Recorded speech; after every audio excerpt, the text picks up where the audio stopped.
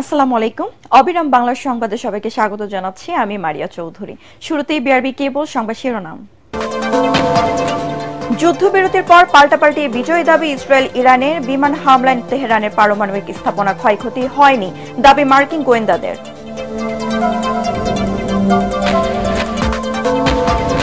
Israel ইরানের সফল অভিযানে খামেনি দুঃসাহসী নেতৃত্বের প্রশংসা।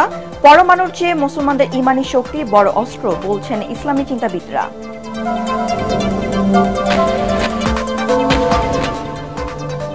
আগামী জাতীয় নির্বাচনে কারচুপি ঠেকাতে সর্বোচ্চ ব্যবস্থা নেবে আইন শৃঙ্খলা বাহিনী।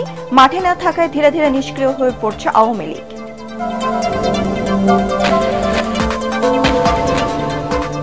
এবং দাড়িপাল্লা প্রতীক সহ নিবন্ধন ফিরে পেল জামাতে ইসলামী। নির্বাচন কমিশনের প্রজ্ঞাপন জারি, আরও এক ধাপ এগিয়ে গেল দলটি।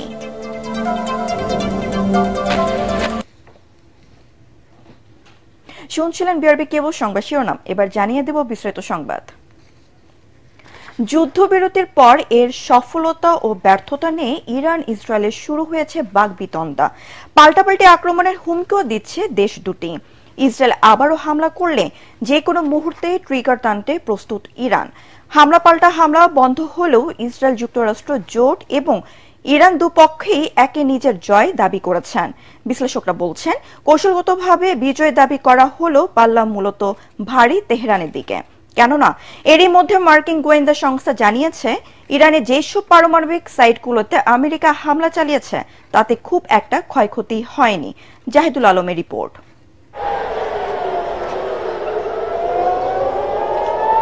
অবশেষে শান্তির সুবাতাস পেল বিশ্ব। ইরানের সাথে ইসরায়েল যুদ্ধবিরতিতে সম্মত হওয়ায় অনেকটাই স্বাভাবিক সামগ্রিক পরিস্থিতি। তবে বাইরে খুব একটা প্রকাশ না হলেও এখনো টালমাটাল ইসরায়েল যুক্তরাষ্ট্র প্রশাসন। কিন্তু কেন? প্রথমত, ইরানের সবচেয়ে গুরুত্বপূর্ণ তিনটি পারমাণবিক সাইট ফার্দো, নাতাঞ্জ, ইস্পাহান ধ্বংস হয়েছে এমন দাবি পুরোপুরি সঠিক নয় বলে জানিয়েছে মার্কিন গোয়েন্দা সংস্থা। তবে তাদের এই প্রতিবেদনকে ত্রুটিপূর্ণ বলছেন প্রেসিডেন্ট ট্রাম্প।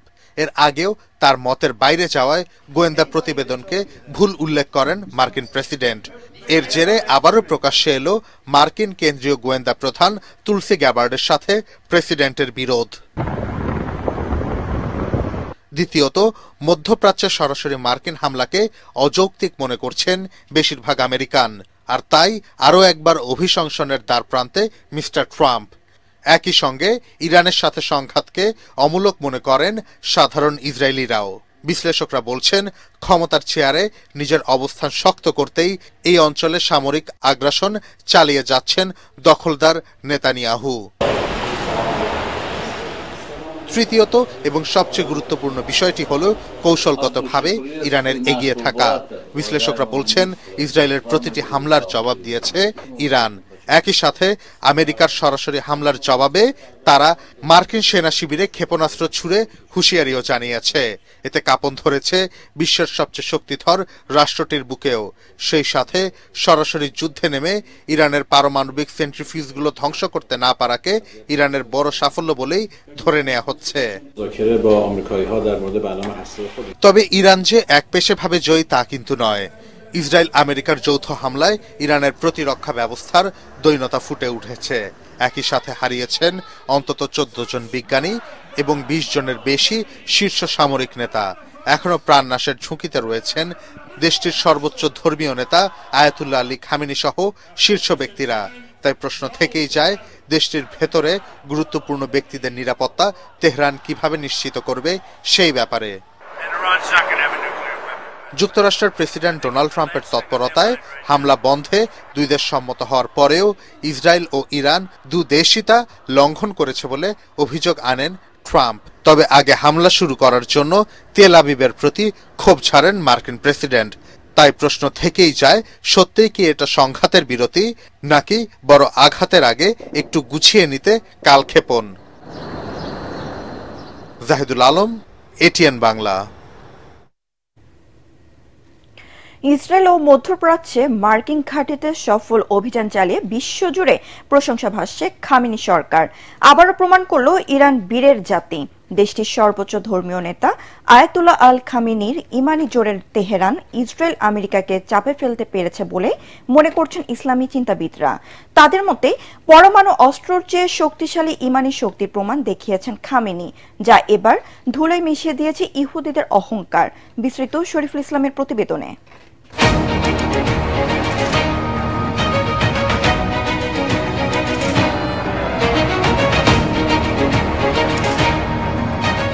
নিঃসন্দেহে মুসলিম বিশ্বের কাছে এখন সবচেয়ে জনপ্রিয় নেতা ইরানের ইতিহাসের প্রভাবশালী ও রহস্যময় ব্যক্তিত্ব আয়াতুল্লাহ আলী খামেনি। মহানবী হযরত মুহাম্মদ সাল্লাল্লাহু আলাইহি ওয়াসাল্লামের দৌহিত্র ইমাম হোসাইন রাদিয়াল্লাহু আনহুর বংশধর এই লৌহমানব বয়সের ভারে নুচ্চ হলেও ইসরায়েলের বিরুদ্ধে সংঘাতে তার দুঃসাহসী নেতৃত্ব প্রশংসা কুড়িয়েছে দুনিয়া জুড়ে।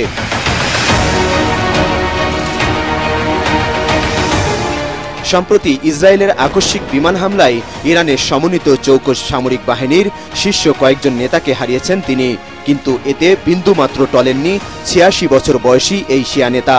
সন্ত্রাসী ইহুদিদের খতম করতে আল্লাহর গায়েবী সাহায্যই যথেষ্ট বলে মনে করেন ইরানের অবিসংবাদিত এই নেতা। বিসমিল্লাহির রহমানির রহিম। ইয়াউম মুকাল্লিবাল কুলুব ওয়াল আবসার ইয়াউম মুদাব্বিরাল লাইলি ওয়ান নাহার يوم محول الحول والأحوال حول حولنا إلى أحسن الحال।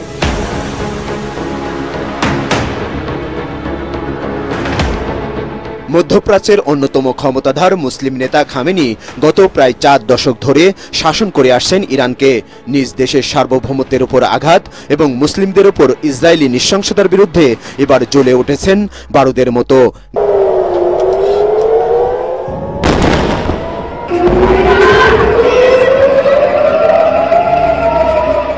গাজায় ফিলিস্তিনিদের উপর নৃশংসতার পরও নির্বাক বিশ্বকে দেখিয়েছেন ইরানের বীরত্ব। ইহুদিদের স্মরণ করিয়ে দিয়েছেন মুসলমানদের বীরত্ব গাথা অতীত ইতিহাসকে।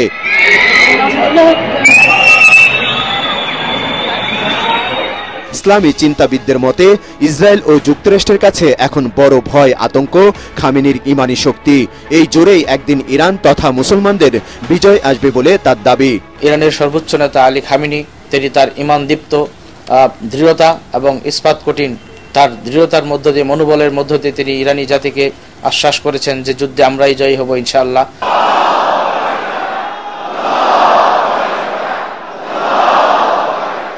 সর্বোচ্চ নেতা হিসেবে ইরানের সরকার, বিচার বিভাগ, সামরিক বাহিনী, ইসলামী বিপ্লবী গার্ড বাহিনী এবং কুদস ফোর্সের উপর পূর্ণ নিয়ন্ত্রণ রাখেন খামেনি। তিনি এখন শুধু মধ্যপ্রাচ্যের নন, মুসলিম বিশ্বের লড়াকু নেতা বলে মনে করেন ইসলামী এই চিন্তাবিদ। তিনি বলেছেন, আমরা আল্লাহ ছাড়া কাউকে পরোয়া করি না, আমরা আল্লাহ ছাড়া কাউকে ভয় করি না। আল্লাহ যাদের যথেষ্ট, আমরা সেই আল্লাহর উপর তাওয়াক্কুল করেছি, আল্লাহর উপর আমরা ভরসা করেছি।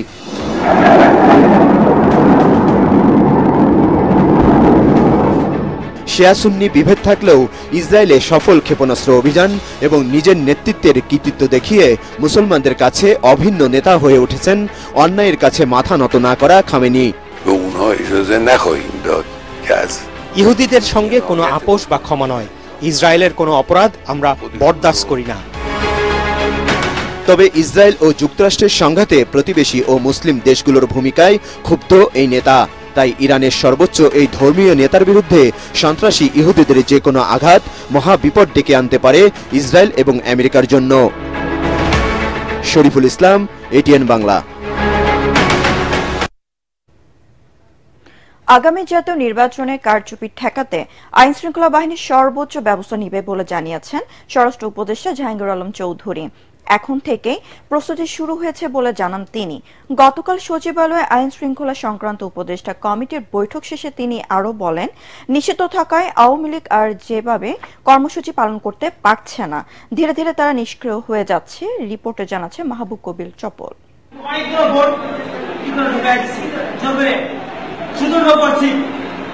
গত 3টি জাতীয় নির্বাচনে ব্যাপক কারচুপির অভিযোগ রয়েছে। দিনের ভোট রাতে কিংবা জোর করে ব্যালটে সিল দেওয়ার ঘটনা ঘটে। ভোট কেন্দ্রে আইনশৃঙ্খলা বাহিনী থাকলেও তারা ছিল অনেকটা দর্শকের ভূমিকায়। আগামী ফেব্রুয়ারিতে ত্রয়োদশ জাতীয় নির্বাচন হতে পারে। ওই নির্বাচন যাতে সব ক্ষেত্রে সুষ্ঠু হয় সেজন্য এখন থেকেই প্রস্তুতি চলছে বলে জানান স্বরাষ্ট্র উপদেষ্টা। নির্বাচনের ব্যাপারে আলোচনা হয়েছে একজন আইন শৃঙ্খলা পরিস্থিতিটা যেন ভালো থাকে, এই জন্যই কিভাবে আমাদের আইন শৃঙ্খলা পরিস্থিতি ভালো রাখা যায় এবং ভালো থাকে এই ব্যাপারে আলোচনা হয়েছে। এবং আমাদের এখানে মোটামুটি সব বাহিনী প্রধানরা একটা এনশিওর করছে যে ওই সময় পরিস্থিতি ভালো থাকবে। আরেকটা জিনিস, নির্বাচনে আইন শৃঙ্খলা পরিস্থিতি ভালো থাকাটা শুধু আইন শৃঙ্খলা বাহিনীর উপরে নির্ভর করে না, যারা পার্টিসিপেট করে তাদের উপরেও কিন্তু নির্ভর করে। Returning officer, pulling officer, presiding officer, এদেরও কিন্তু একটা বড় দায়িত্ব রয়েছে। আর সর্বোপরি হলো ইলেকশন কমিশন, যেহেতু পুরা নির্বাচনটা নির্ভর করে হলো ইলেকশন কমিশনের উপরে। তারাই কিন্তু এই বাহিনীগুলি সেই সময় কিন্তু সবাই তার আন্ডারেই কাজ করে এবং ওনারা একটা ভালো নির্বাচন জাতিকে উপহার দেবে, এটি আমরা সবাই আশা করি। আওয়ামী লীগের কার্যক্রম নিষিদ্ধ থাকলেও বিভিন্ন স্থানে ঝটিকা মিছিল করছে দলটির নেতাকর্মীরা। এতে সমস্যা দেখছেন না স্বরাষ্ট্র উপদেষ্টা, উল্টো তিনি মনে করছেন তাদের অবস্থান দিন দিন দুর্বল হয়ে যাচ্ছে। গতকালকে ছিল কিন্তু আওয়ামী লীগের প্রতিষ্ঠা বার্ষিকী। আমরা যে ধরনের তাদের থেকে আশা করছিলাম অত বড় ধরনের কোনো ঘটনা ঘটে নাই। এরা ঢাকা শহরে ওরকম কোনো কিছু করতে পারে নাই, আর আশেপাশে ওরকম কিছু আজকাল ভিডিও ফুটেজের মাধ্যমে ছোট জিনিস অনেক বড় করে দেখানো যায়, ওইগুলি হয়েছে। বড় কোনো কিছুই করতে পারে নাই, তারা আস্তে আস্তে কিন্তু একেবারে নিষ্ক্রিয় হয়ে যাচ্ছে। স্বরাষ্ট্র উপদেষ্টা জানান, সাবেক সিইসি নুরুল হুদাকে জুতা পেটাকারীকে আটক করা হয়েছে, অন্যদের ধরতেও অভিযান চলছে। এই ঘটনাটা কোন অবস্থায় কিন্তু মেনে নেওয়া যায় না। আর এই ঘটনা যারা ঘটিয়েছে তাদের কিন্তু একজনের আপনারা জানেন অলরেডি আমরা আইনের আওতায় নিয়ে এসেছি, এবং অন্যান্য যদি কেউ এটার সাথে জড়িত থাকে আমরা অন্যান্য আরো তো অনেক জড়িত আছে, ফুটেজ দিয়ে আমরা সবাই আইনের আওতায় নিয়ে আসবো। তিনি দাবি করেন মব ভায়োলেন্স আগের চেয়ে কমেছে। মব ভায়োলেন্স বন্ধ করা যাচ্ছে না, কিন্তু মব ভায়োলেন্স কমায় আনা হয়েছে অনেক। মাহবুব কবির চপল, এটিএন বাংলা, ঢাকা। জামায়াতে ইসলামীকে দাড়িপাল্লা প্রতীক সহ নিবন্ধন দিয়ে প্রজ্ঞাপন জারি করেছে নির্বাচন কমিশন। ইসি সচিব আক্তার আহমেদ স্বাক্ষরিত প্রজ্ঞাপনে আদালতের আদেশে জামায়াতকে নিবন্ধন দেওয়ার কথা বলা হয়। এমন খবরে উচ্ছ্বাসিত দলের নেতাকর্মীরা। দলটি নির্বাচনী প্রক্রিয়ায় আরও এক ধাপ এগিয়ে গেছে বলে মন্তব্য করেছেন জামায়াতের সেক্রেটারি জেনারেল মিয়া গোলাম পরোয়ার।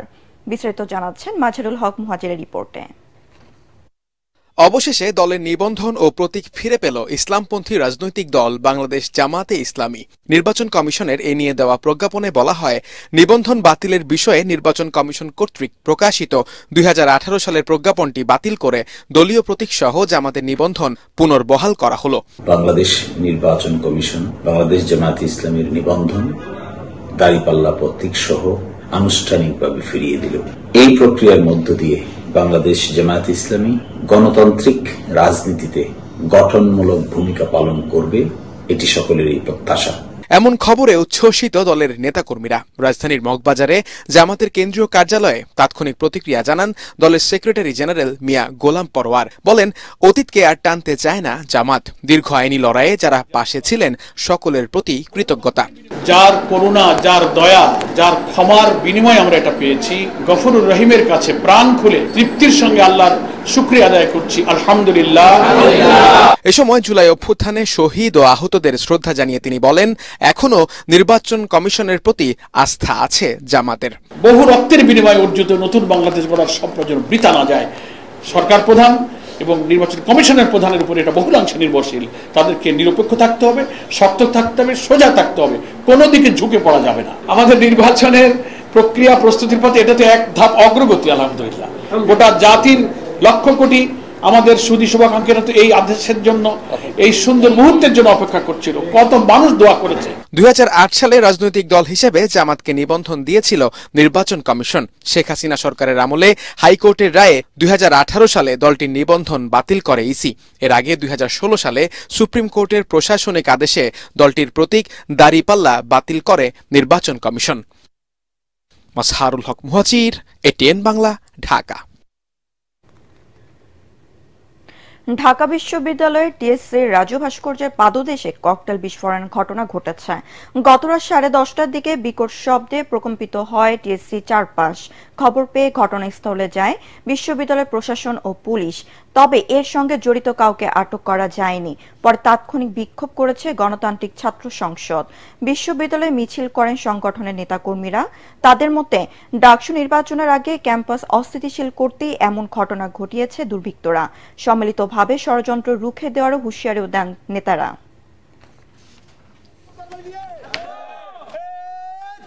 যারা আজকে ককটেল ফাটিয়েছে বা যারা ক্যাম্পাসকে অস্থিতিশীল করতে চায়, যারা ডাকসুকে বিলম্বিত করতে চায়, যারা এই ক্যাম্পাসকে প্রশ্নবিদ্ধ করতে চায়, গণঅভ্যুত্থান পরবর্তী সময়ে এখানে সন্ত্রাস করতে চায়, ছাত্রলীগ স্টাইলে এখানে সন্ত্রাসের রাজত্ব কায়েম করতে চায়, তাদের কাছে উচ্চ কণ্ঠে হুঁশিয়ারি করে দিতে চাই, এখানে ছাত্রলীগদেরকে হটাইতে আমাদের 15 আর 16 জুলাই লেগেছে। সো আপনাদেরকে হটাইতে যারাই ছাত্রলীগটা হটাইছে, এটাই আসলে একদিনের সময় লাগবে না।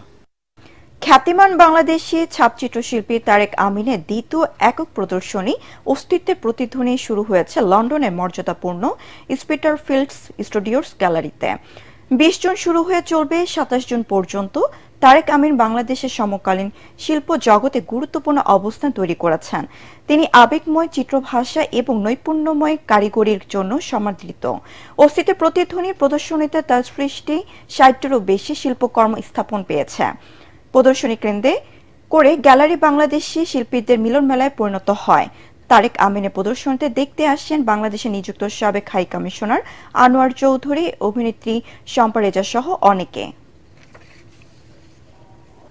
একজন নতুন শিল্পীর জন্ম কিন্তু আমাদের মতন যারা এখন পৃথিবীর শেষ প্রান্তে এসে দাঁড়ানো মানুষ, আমরা তাদের জন্য একটা চমৎকার বার্তা নিয়ে আসে, যখন একটি নতুন শিল্প একটি স্তরে পৌঁছায়।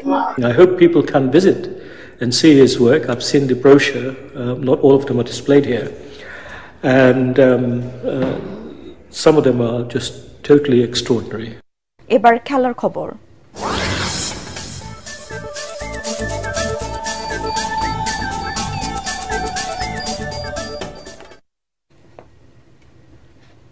কলম্বোতে দ্বিতীয় ও শেষ টেস্টে শ্রীলঙ্কার বিপক্ষে টস জিতে ব্যাটিংয়ে বাংলাদেশ। কলম্বোর সিনহলিস স্টেডিয়ামে এই ম্যাচে জয় দিয়ে সিরিজ জয়ের লক্ষ্য টাইগারদের। এদিকে ঘরের মাঠে বাংলাদেশকে হারিয়ে সিরিজ জিততে মরিয়া শ্রীলঙ্কাও।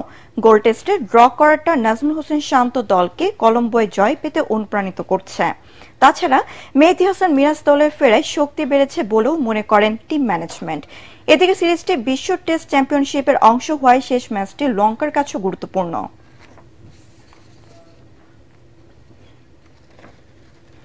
রান তাড়া করার দারুণ সব গল্প লিখে হেডিংলি টেস্টে ভারতকে 5 উইকেটে হারিয়ে 5 ম্যাচের সিরিজে 1-0 এগিয়ে গেল ইংল্যান্ড। বেন ড্যাকেটের দুর্দান্ত সেঞ্চুরি পর জো রুটের দৃঢ়তায় অ্যান্ডারসন টেন্ডুলকার ট্রফিতে এগিয়ে গেল বেন স্ট্রোকের দল। আগের দিনের বিনা উইকেটে 21 রান নিয়ে খেলতে নামা স্বাগতিকদের জয়ের জন্য শেষ দিনে প্রয়োজন ছিল 350 রান। বেন ড্যাকেটের 149 রানের পর জ্যাক লুরির 65 এবং জো রুটের 53 রানে 5 উইকেটে 375 রান তুলে জয় পায় ইংল্যান্ড। আর প্রতিপক্ষকে 350-এরও বেশি টার্গেট দেওয়ার 60 ম্যাচে কেবল 2বার হারল ভারত। প্রথম ইনিংসে ভারতের 471 রানের জবাবে 465 রান করেছিল ইংল্যান্ড। দ্বিতীয় ইনিংসে 384 রানে অল আউট হয়েছিল শুভম গিলের দল। আগামী 2 জুলাই বার্মিংহামে শুরু হবে দ্বিতীয় টেস্ট।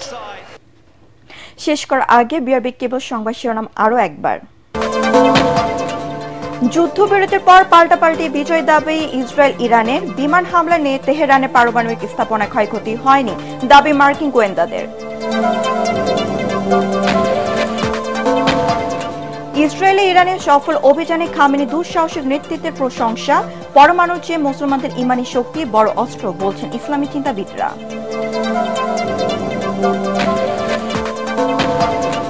আগামী জাতীয় নির্বাচনে কারচুপি ঠেকাতে সর্বোচ্চ ব্যবস্থা নেবে আইন শৃঙ্খলা বাহিনী। মাঠে না থাকায় ধীরে ধীরে নিষ্ক্রিয় হয়ে পড়ছে আওয়ামী লীগ।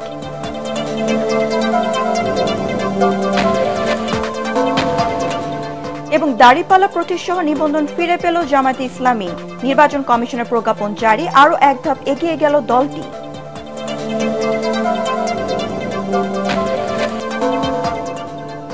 পরবর্তী সংবাদ দেখার আমন্ত্রণ জানিয়ে এখনকার মতো শেষ করছি। এটিএন বাংলা সংবাদ ইউটিউবে দেখতে ব্রাউজ করুন youtube/ATN বাংলা নিউজ। ধন্যবাদ সবাইকে।